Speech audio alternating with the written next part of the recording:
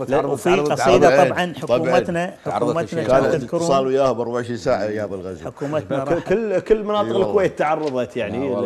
حكومتنا راحت السعوديه، الطايف، الاخوان في السعوديه طبعا من حكام ومواطنين ما قصروا. وكانت حكومه الكويت في الطايف، فالرباعيه تقول: يا سامع الصوت سلم لي على الطايف. يا سامع الصوت سلم لي على الطايف، رد التحيه ووصلها قصر نايف، واكتب على بيرق الديره بخط الوفا، والله ما انساك يلي تسكن الطايف. الله عليك. كان صاحب السمو الشيخ جابر رحمه الله عليه. الشيخ جابر. فهذا طبعا. وفي قصايد مثلا عن الغزو، يعني ما نحن مثلا من الرباعيات: أرضي وفرضي وأحلام الصبا يا كويت. أرضي وفرضي وأحلام الصبا يا كويت، مهما يكون الألم في النفس ما اهتزيت.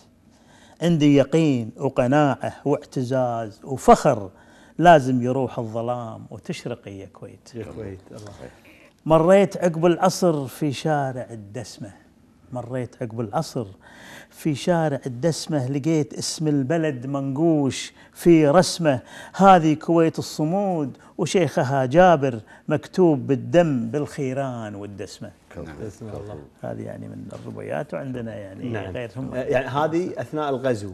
اي هذه اثناء الغزو. وفي شيء في جريدة صوت الكويت تحديدا. صوت الكويت. وطبعا في شيء بعدين طلع، يعني هذه متى انكتبت؟ في فبراير. هذه في فبراير قبيل التحرير.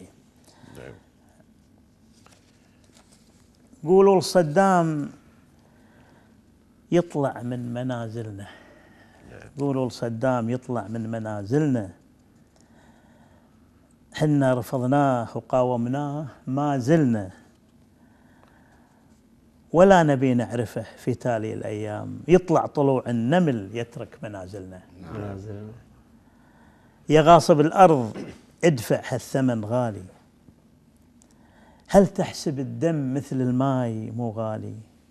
في منطقة شرق في الوفرة وفي خيطان، ما عاد عندك أمل حيث الثمن غالي.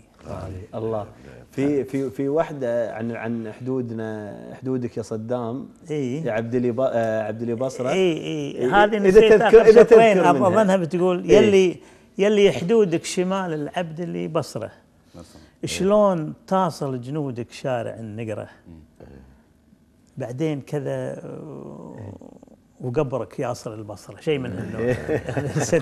انت قلت لي تذكرها. صحيح.